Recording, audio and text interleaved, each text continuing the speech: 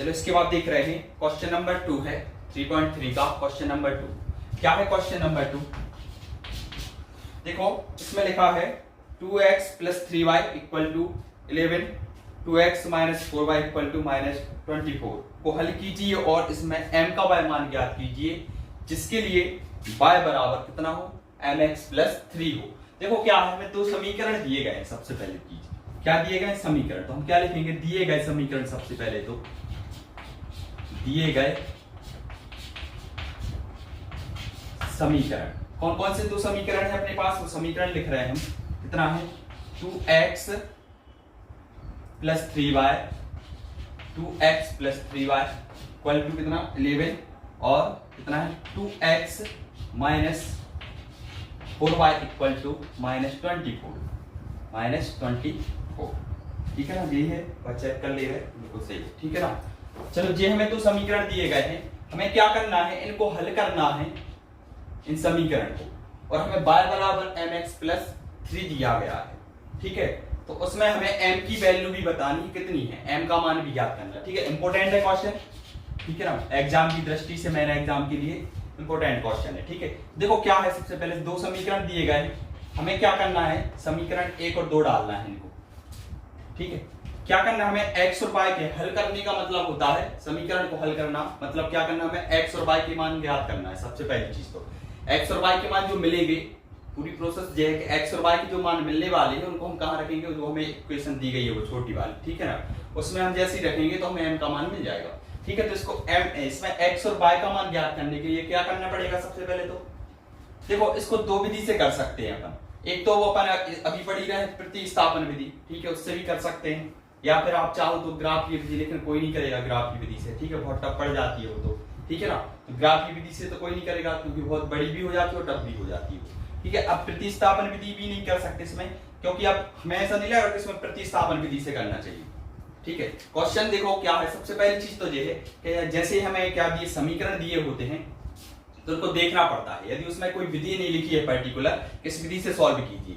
सबसे पहले क्या करना, हमें क्वेश्चन को ध्यान से देखना है, क्वेश्चन को देखने के साथ हमें समझ में आ जाएगा। जैसे हम और विधि भी पढ़ेंगे इसके बाद, विलोपन विधि, ठीक है ना, तो विलोपन विधि है, या डायरेक्ट में जोड़ घटाना विधि हो जाती है कि जोड़ना घटाना डायरेक्ट करो, वो विलोपन विधि का ही रूप होता है वो भी, ठीक है ना, जिससे अभी हम कर रहे हैं। ठीक है, और प्रतिस्थापन विधि है, बज्रगुणन विधि है, कोई सी भी विधि लगा के हमें x y के मान ज्ञात कर सकते हैं। जो भी विधि आपको अच्छी लगती है उससे कर सकते हैं, यदि उसमें लिखा नहीं है कि इस विधि से कीजिए, कोई भी विधि का नाम नहीं लिखा तो कोई भी विधि से कर सकते। फिलहाल देखो इसको हम क्या करना चाह रहे हैं, हमें ऐसा लग रहा है कि देखो इसमें हम देख रहे हैं x के जो गुणांक हैं सेम है दोनों। यदि अपन इसमें से उनमें चिन्ह भी देखें तब भी क्या है, इन दोनों के सेम है। ठीक है, यदि हम समीकरण 1 में से 2 को घटा दें या 2 में से 1 को घटा दें, किसी को भी घटा दें, तो जे वाली वैल्यू है जो टोटल कट जाएगी, फिर y में हमें इक्वेशन मिल जाएगी, तो y का मान निकल आएगा। जैसे ही y का मान निकलेगा उसको हम कहां रख देंगे, समीकरण 1 या 2 में रख के y का मान निकालेंगे, x का मान, मतलब x और y के हमारे मान आ जाए। तो हम क्या कर रहे हैं, समीकरण 1 में से समीकरण 2 को ही हटाए देंगे। क्या लिखेंगे, समीकरण 1 में से समीकरण 2 को घटाने पर हम क्या कर रहे हैं, समीकरण 1 में से समीकरण 2 को हटा रहे हैं। देखो हम लिख रहे हैं सबसे पहले तो ऊपर वाला समीकरण ज्यों का त्यों उतारेंगे हम ऐसा, ठीक है ना, नीचे वाला भी ज्यों का त्यों उतार रहे हैं, इसके नीचे लिख रहे हैं, ठीक है, माइनस कितने 4y इक्वल कितने -24। ये समीकरण 1 और ये समीकरण 2। हम चूंकि 1 में से 2 को घटा रहे हैं, एक ऐसी नीचे लाइन खींचना है सबसे पहली चीज। ठीक है, अब यहाँ पे लिख रहा है चूंकि हम घटा रहे हैं तो यहाँ पे लिख देना है घटाने पर। क्या लिखेंगे, घटाने पर। घटाने पर क्या होता है, इसको एक लाइन छोड़ के लिखना, ठीक है, नीचे की ओर हम चिन्ह लिखेंगे। घटाने पर क्या होता है, जो दूसरा वाला समीकरण इसके चिन्ह बदल जाते, मतलब माइनस है तो प्लस हो जाएंगे और प्लस है तो माइनस हो जाएंगे। ठीक है, देख रहा मैं यहाँ पे काय का चिन्ह प्लस का, क्या कोई नहीं है, मतलब प्लस तो होता ही है, ये तो माइनस का हो गया, जी काय के माइनस के तो ये अब की बार काय के हो जाएंगे, प्लस के हो जाएंगे, जी काय के माइनस के तो जी काय के हो जाएंगे प्लस के, मतलब जो माइनस की संख्या है वो प्लस की बन जाएगी, जो प्लस की उसकी वो माइनस की। लेकिन चिन्ह यहाँ पे नहीं बदलना, हमें नीचे लिख देना बस। ठीक है, चाहो तो यहाँ ब्रैकेट में ऐसे लिख सकते हो और अच्छा रहेगा ऐसे करके, ठीक है ना, मतलब चिन्ह परिवर्तन हो जाएगा। अब चिन्ह हमें इनमें सॉल्व करते समय, इसको सॉल्व करते समय चिन्ह जे वाले देखना नीचे वाले, ठीक है, 2x के प्लस के माइनस के, कट गए ना, कुछ नहीं बचा जी। 3y काय के प्लस के और 4y भी काय के हैं प्लस के, ये वाला चिन्ह। तो 3 और 4 कितने हो गए 7y, 7y बराबर। अब देखो ये प्लस है, ठीक है ना जी। कितने हैं 11 प्लस के और 24 भी काय के हैं प्लस के हैं। तो 11 और 24 जुड़ गए तो कितने हो गए 35 हो गए, ठीक है ना। तो y बराबर देखो कितना आ जाएगा, y का मान निकालना, गुणा की जो संख्या है पक्षांतर करने पे कहां पे जाती है, भाग में जाती है। तो ये भाग में पहुंच गए 7, ठीक है ना। 7 से 35 को काट दो, कितने बार कट गए 5 बार, यानी y बराबर मिल गया हमें कितना 5। y की वैल्यू तो हमें मिल चुकी है, ठीक है ना। अब हमें चाहिए काय का मान, x का मान। तो x का मान निकालने के लिए हम क्या करते हैं, y का जो मान मिल चुका है इसको समीकरण 1 में या 2 में रख दो, ठीक है। हम समीकरण 1 में ही रख दे रहे, तो हम क्या लिखेंगे, y का मान समीकरण 1 में रखने पर, y का मान समीकरण 1 में रखने पर, हम y का मान समीकरण 1 में रख रहे हैं। तो देखो ये है समीकरण 1, कितना है 2x जब के तो प्लस 3y, 3 जब के तो, लेकिन y की जगह पे कितना रखना, y का मान 5 है ना। तो y की जगह पे हम उसका मान कितना रख रहे हैं 5, तो हमने यहाँ पे 5 लिख दिए, बराबर भी जब करता हूँ और 11 भी जब करता हूँ। अब इसको हमें सॉल्व करना है बस, ठीक है। तो देखो 2x जब करता हूँ प्लस ये 5 से कितने हो गए, गुणा में कितने हो गए 15, बराबर में कितने हो गए 11 है पहले से। अब क्या करेंगे पक्षांतर, क्या करेंगे पक्षांतर, पूरा लिखना है आपको पक्षांतर करने पर।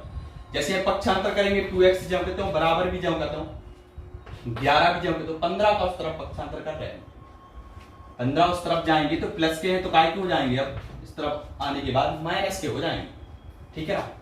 2x तो जब करते हो बराबर भी जब करते हो। अब देखो जे है माइनस के 15 और जे है प्लस के 11, प्लस माइनस है तो क्या होगा जी घट जाएंगे, घटने के बाद चिन्ह काय का आएगा, बड़ी संख्या का, बड़ी संख्या काय की है माइनस की, तो माइनस का चिन्ह 15 में से 11 घट गया, कितने बचे 4, ठीक है ना। यानी कि x बराबर आ जाएगा -4 बट्टे में कितने आ जाएंगे, गुणा की राशि बट्टे में, यानी कि 2, 2 का भाग 2 4 में कितने बार जाएगा 2 बार, यानी x बराबर आ गया अपने पास कितने माइनस के 2, जी निकल आई काय की वैल्यू अपनी x की वैल्यू, ठीक है ना। हमें x और y के मान मिल गया, लेकिन क्वेश्चन में और बोल रहे थे आगे, ठीक है क्या बोल रहे थे, देखो फिर से पढ़े एक बार क्वेश्चन पढ़ लो। इसमें लिखा है इससे m का y मान ज्ञात कीजिए, जिसके लिए m का y मान ज्ञात कीजिए, जिसके लिए एक समीकरण दिया गया कितना है y बराबर mx प्लस 3। एक कंडीशन दी गई है, हमें इस कंडीशन के द्वारा m का मान ज्ञात करना है। हमारे पास x और y के मान है, कंडीशन भी है अपने पास, हम क्या करेंगे x और y के मान इस कंडीशन में रख देंगे केवल, ठीक है ना। तो हम ये इतना साफ कर रहे हैं इस तरफ का। तो देखो अपने पास x और y के जो मान है इनको हम कहां रख रहे हैं, तो अपन लिखेंगे चूंकि कितना दिया है y बराबर mx प्लस 3, इसलिए या ऐसा कर लेना दिया है, इसको दिया है कर लेना, दिया है इसको अपन समीकरण 3 चाहो चलो ऐसे ही लिख दो, समीकरण में x व y के मान रखने पर, x व y के मान रखने पर, ठीक है ना। अब देखो y बराबर दिया है तो y का मान कितना था अपने पास 5, तो y की जगह हमने 5 लिख दिए, बराबर जब बताओ m तो हमें ज्ञात ही करना है, x की जगह पे कितने लिखे -2 उसका मान, तो -2 रख दो, प्लस के 3 जब देता हूं, ठीक है। इसको सॉल्व करो, 5 बराबर कितने हो गए माइनस के 2m प्लस के कितने 3 जब बताओ, ठीक है ना। तब केवल हमने इसमें गुणा कर लिया। अब देखो इसको हम क्या कर ले, इस तरफ पक्षांतर कर ले रहे, तो माइनस के तो इस तरफ आके काय को हो गए जी प्लस के हो गए, बराबर 3 जब के तो ठीक है, 5 उस तरफ जाएंगे काय के हो जाएंगे और माइनस के हो जाएंगे, ठीक है ना। यानी कि 2m बराबर आ गया अपने पास कितना माइनस के 2, माइनस की संख्या बढ़ी है तो माइनस का चिन्ह आएगा, ठीक है ना। अब 2m बराबर आ जाएगा -2 अपॉन कितना हो जाएगा 2, और 2 से 2 को हमने कैंसिल कर दिया, यानी m बराबर आ गया कितना माइनस है ही और 1 भी आ जाएगा, ठीक है ना। तो m का मान कितना हो गया 1, तो लास्ट में लिख देना था x बराबर -2, y बराबर कितना 5, ये हमारे समीकरण के हल हो गए, और m का मान कितना होगा, m का मान कितना होगा -1 होगा।